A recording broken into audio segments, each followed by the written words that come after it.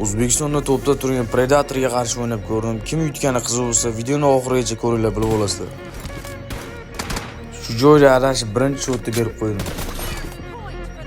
Birinchi shotni berganimga yarasha xatomni ham to'g'rilab ketdim.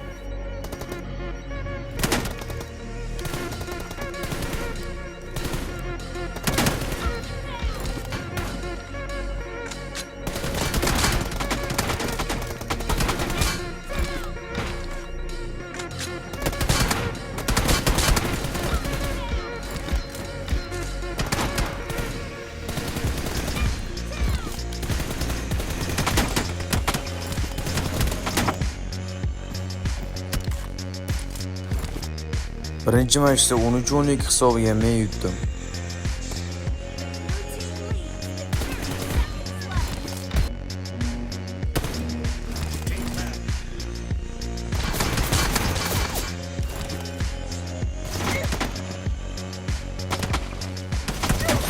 Birinchi shotni oldik, endi aql o'ynash kerak.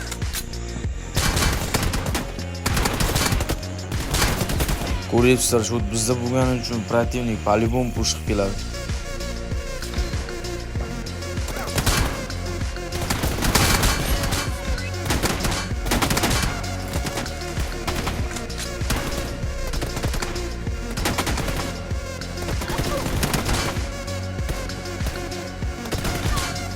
Ikkinchi matchda birinchi shotni men olganim uchun 7-2 hisobiga yutdim. plus 120 FPS o'ynaydi sopernik, men esa 60 FPS. Agar qaysi igrok bilan o'ynashimni xohlasanglar kommentariyga belgilab ketinglar.